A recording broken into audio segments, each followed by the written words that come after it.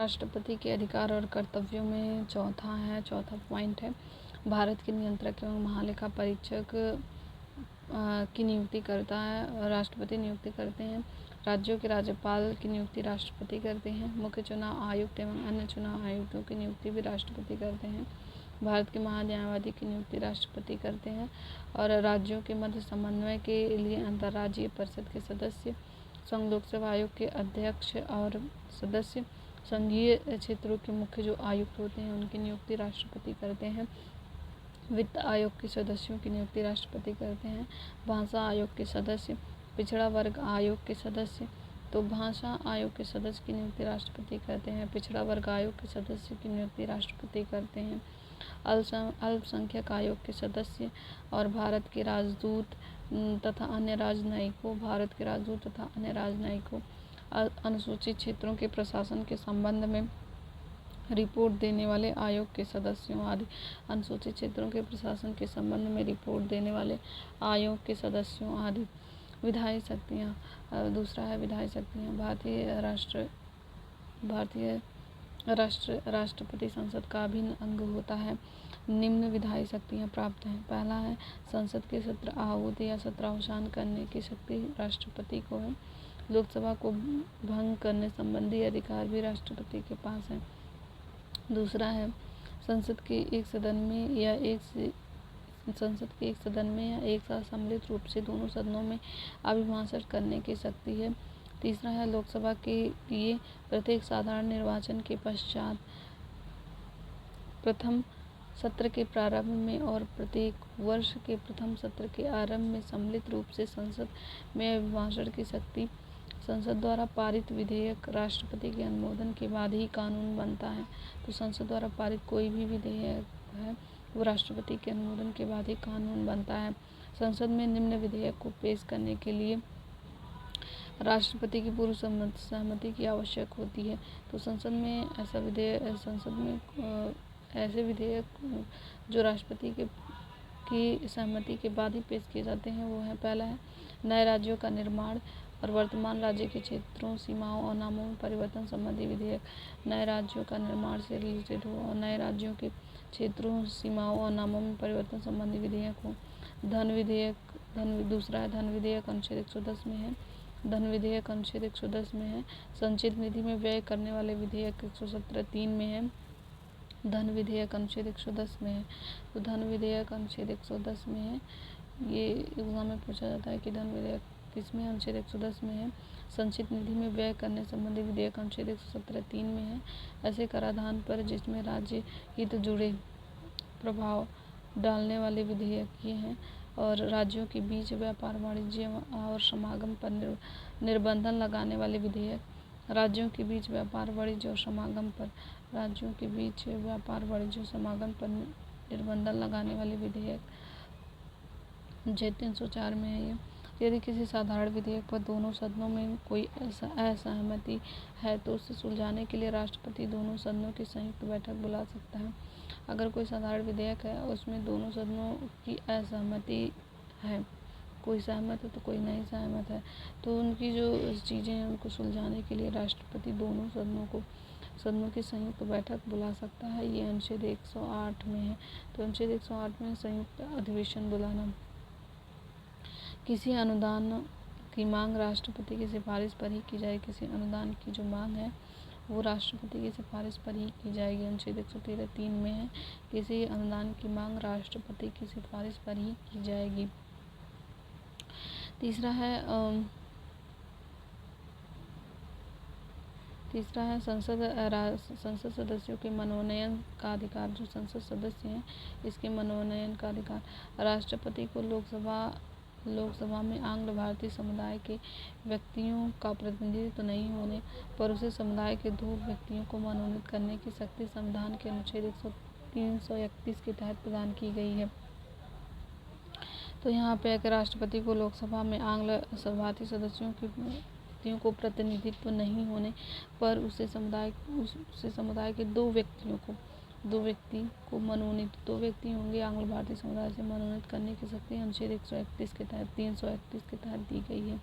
अनुच्छेद 331 के तहत दी गई है, जिसे 104वें संविधान संशोधन अधिनियम द्वारा समाप्त कर दिया गया। तो अब ये नहीं है कि दो आंग्ल भारतीय सदस्य होंगे मनोनीत होंगे, तो अब 104वें संविधान संशोधन अधिनियम द्वारा इसे हटा दिया गया है। पहले ये 331 अनुच्छेद 331 के तहत था। इसी प्रकार वह कला 4 क्षेत्र हैं: कला, साहित्य, पत्रकारिता, विज्ञान तथा सामाजिक कार्य में पर्याप्त अनुभव व दक्षता रखने वाले 12 व्यक्तियों को राज्यसभा में नामजद कर सकता है। 80(3) के तहत जो राज्यसभा में मनोनीत सदस्य हैं वो जो है अनुच्छेद 83 के तहत हैं। अनुच्छेद 83 के तहत हैं, ये 12 व्यक्तियों को मनोनयन किया जाता है और ये जो है कला, साहित्य, पत्रकारिता, विज्ञान और सामाजिक के कार्यों में पर्याप्त अनुभव दक्षता रखने वाले होने चाहिए। अध्यादेश जारी करने की शक्ति। चौथा, अध्यादेश जारी करने की शक्ति। संसद के स्थगन के समय अनुच्छेद 123 के तहत अध्यादेश जारी कर सकता है। तो अगर संसद का स्थगन है तो उस समय राष्ट्रपति अध्यादेश जारी कर सकता है। अनुच्छेद 123 के तहत अध्यादेश जारी कर सकता है, जिसका प्रभाव संसद के अधिनियम के समान होता है। इसका प्रभाव संसद सत्र के शुरू होने के 6 सप्ताह, संसद सत्र जब शुरू होता है तो 6 सप्ताह तक रहता है, परंतु राष्ट्रपति राज्य सूची के विषयों पर अध्यादेश जारी नहीं कर सकता।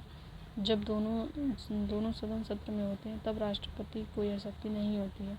जब दोनों सदन सत्र में होते हैं तब वह अध्यादेश की शक्ति उसके पास नहीं होती है। लेकिन जब स्थगन होता है, दोनों सदनों को स्थगन चल रहा होता है, दोनों सदन सत्र में नहीं होते हैं, तब राष्ट्रपति को अध्यादेश जारी करने की शक्ति होती है अनुच्छेद 123 के तहत। और ये याद रखने वाली बात है कि ये जो अध्यादेश जारी करने की शक्ति है वो राज्य सूची के विषयों पर अध्यादेश जारी नहीं कर सकते हैं। राष्ट्रपति जो है राज्य सूची के विषयों पर अध्यादेश जारी नहीं कर सकते हैं। पांचवा है सैनिक शक्ति। सैन्य बलों की सर्वोच्च शक्ति राष्ट्रपति में निहित होती है, किंतु इसका प्रयोग विधि द्वारा नियमित किया जाता है। तो सैन्य बलों की सर्वोच्च शक्ति किसमें निहित है? राष्ट्रपति में निहित है। राजनैतिक शक्ति। दूसरे देशों के साथ कोई भी समझौता या संधि राष्ट्रपति के नाम से की जाती है। अगर दूसरे देश के साथ कोई भी समझौता या संधि की जाती है तो वह राष्ट्रपति के नाम से की जाती है।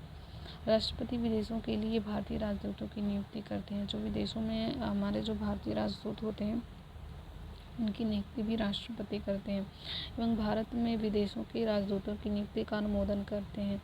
और जो भारत में जो विदेशी राजदूत हैं उनकी नियुक्ति का अनुमोदन भी राष्ट्रपति करते हैं। तो ये है राजनैतिक शक्ति। क्षमादान की शक्ति। 7वां है, तो संविधान के अनुच्छेद 72 में के अंतर्गत राष्ट्रपति को किसी अपराध के लिए दोषी ठहराए गए किसी व्यक्ति के दंड को क्षमा करने, उसका प्रविलंबन, परिहार, लघुकरण, तो यहाँ देखना है कि प्रविलंबन, परिहार, लघुकरण की शक्ति प्राप्त है।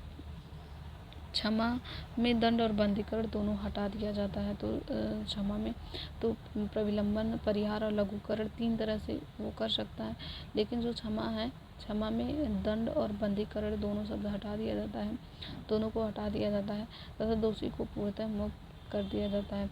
क्षमा में दंड और बंधीकरण दोनों को हटा दिया जाता है और तथा दोषी को पूर्णतः मुक्त कर दिया जाता है। लघुकरण में दंड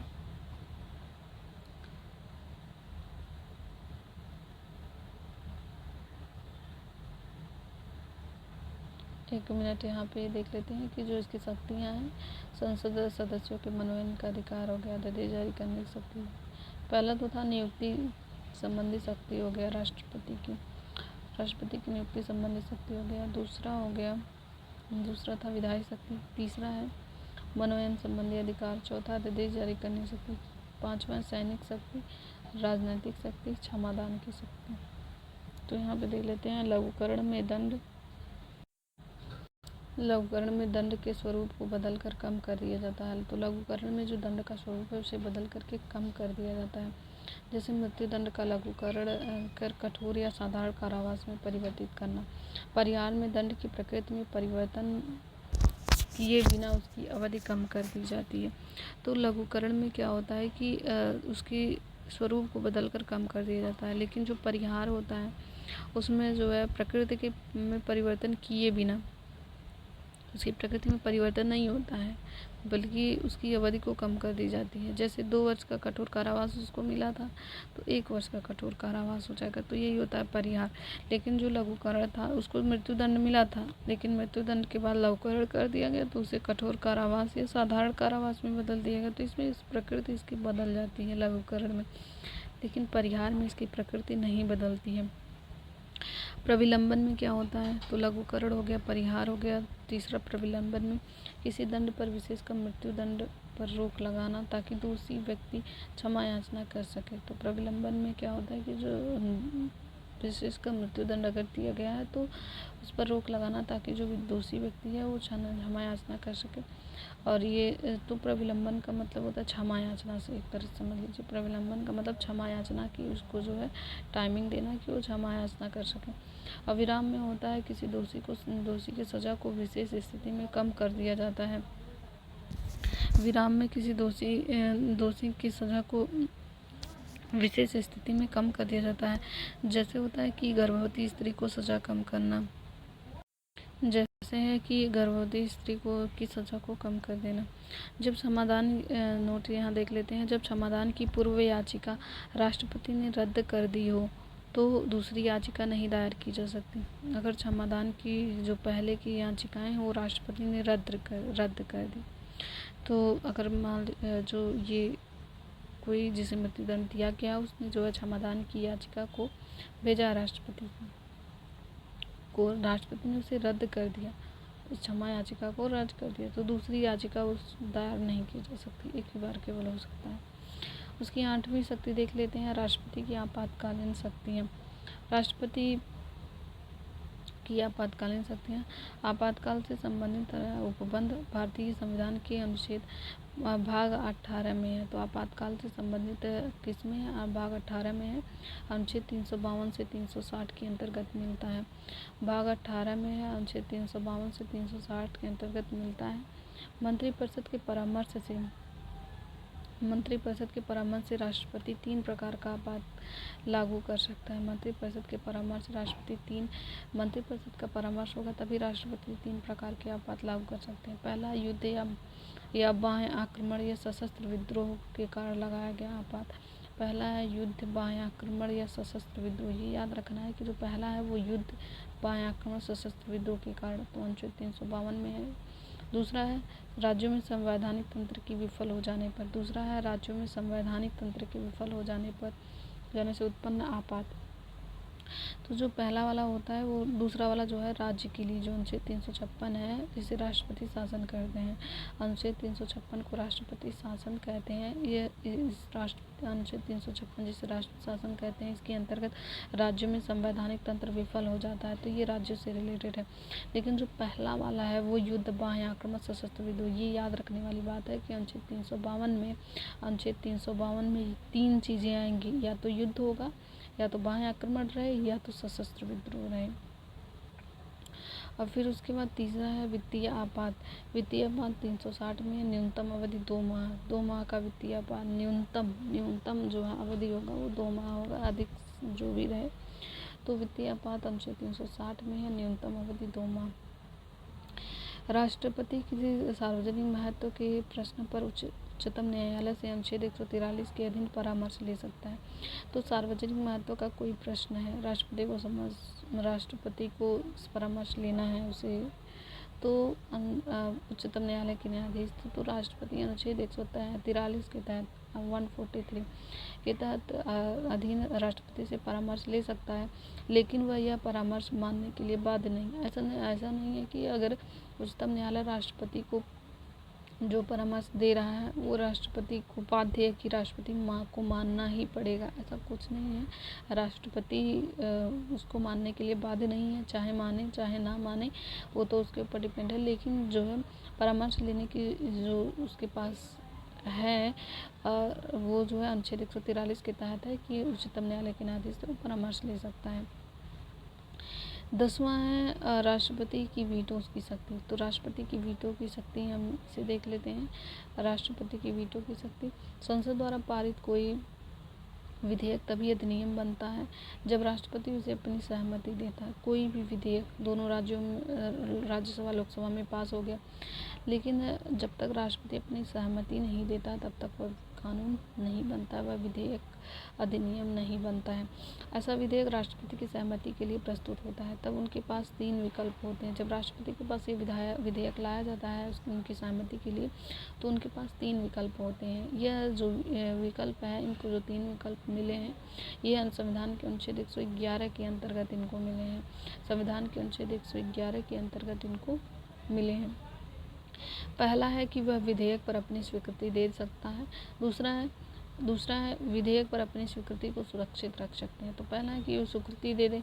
दूसरा है कि स्वीकृति को अभी सुरक्षित रखें कि बाद में देंगे। तीसरा है वह धन विधेयक को छोड़कर संसद के पुनर्विचार हेतु ला सकता है। तो पहला है कि स्वीकृति दे दे, दूसरा है स्वीकृति ना दे, अभी रखा हुआ है, और तीसरा है कि वो जो है कि धन विधेयक को छोड़कर बाकी कोई भी हो तो उसे जो है पुनर्विचार के लिए ला सकता है, पुनर्विचार के लिए लौटा सकता है।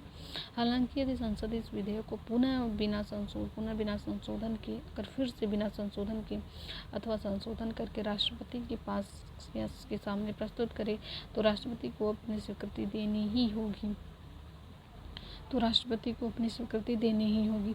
इस प्रकार राष्ट्रपति के पास संसद द्वारा पारित विधेयकों के संबंध में वीटो शक्ति। तो इस प्रकार राष्ट्रपति के पास जो संसद द्वारा पारित जो विधेयक हैं लोकसभा राज्यसभा से पास होकर के जो आएंगे राष्ट्रपति के पास, तो उस समय राष्ट्रपति के पास जो है वीटो की शक्ति होती है। तो ये वीटो की शक्ति होती है, अर्थात वह विधेयक को अपनी स्वीकृति के लिए सुरक्षित रख सकता है। तो ये जो है वीटो की शक्ति थी। और उसके बाद जो है इसकी और भी वीटो की शक्ति जो इसे मिला हुआ है, इसे 3 प्रकार की वीटो की शक्ति नहीं था, इसे हम देखते हैं। वीटो लैटिन शब्द है जिसका अर्थ होता है रोकना। वीटो का अर्थ ही होता है रोकना। वीटो का अर्थ क्या होता है? रोकना। वीटो का अर्थ क्या होता है? रोकना। वीटो का अर्थ होता है रोकना। और फिर उसके बाद जो है भारत के राष्ट्रपति में 3 प्रकार की वीटो की शक्ति निहित है। तो भारत के राष्ट्रपति की जो वीटो मतलब रोकने की शक्ति जो विधेयक आया है उसे 3 प्रकार की वीटो की शक्ति निहित है। इसे हम देख लेते हैं। पहला है अत्यंतिक वीटो अर्थात विधायिका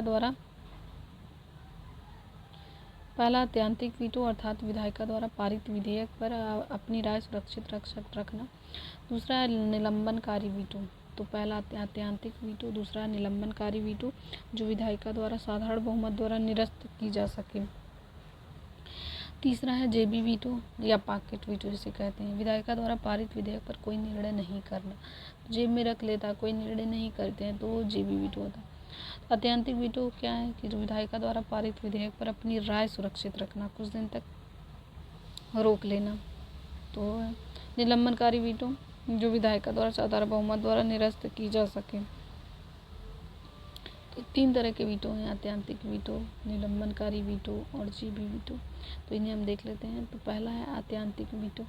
अत्यंतिक वीटो होता है कि इस संबंध में राष्ट्रपति की उस शक्ति से